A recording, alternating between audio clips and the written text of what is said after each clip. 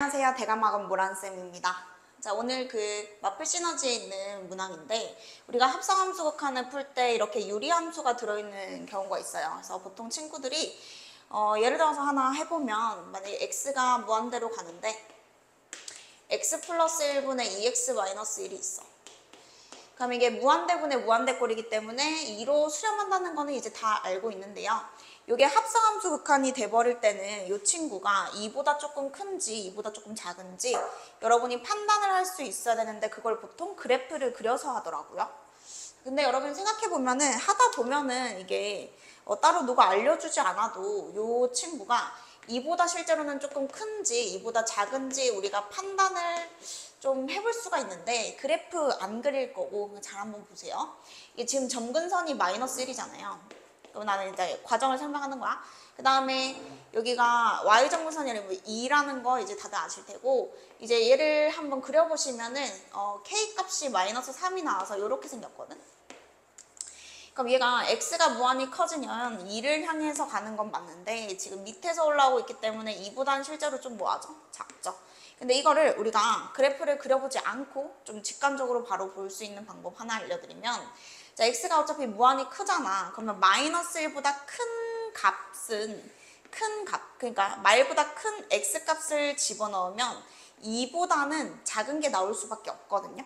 그래서 어떻게 할 거냐면 무한대니까는 점근선을 넘는 거 있죠. 아무거나 대입해도 괜찮습니다. 자, 오른쪽에 있는 0을 한번 대입해 보시면 0을 넣었을 때 1분의 마이너스 1이니까 이 우리가 알고 있는 근사값 있죠. 이 극한값과 비교했을 때 2보다 밑에 있으면 이 말보다 오른쪽에 있는 애들은 전부 다 2보다 작다는 거거든요.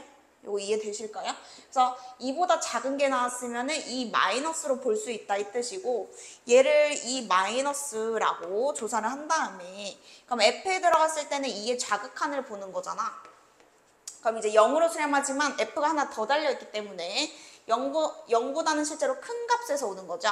그럼 이제 마지막으로는 0에서의 우극한을 보면 되는 거니까 답은 1이 되겠습니다. 그러니까 이렇게 합성함수 극한을 여러분이 할 줄 아는데도 이 유리함수 다루는데 너무 시간이 오래 걸려서 한 번 더 보여드릴게요. 자, 만약에 음의무한대로 가면 어떻게 하면 될까? 첫 번째는 또 치환하는 방법이 있겠죠. 하지만 사실 이 t가 무한대 걸려있는 거는 얘만 조사하면 되니까 얘는 어때? 음의무한대면은 결국에 3으로 수렴하는 건 여러분 똑같겠죠. 점근선을 생각해 보시면은 점근선이 지금 3이 아니고 1이죠.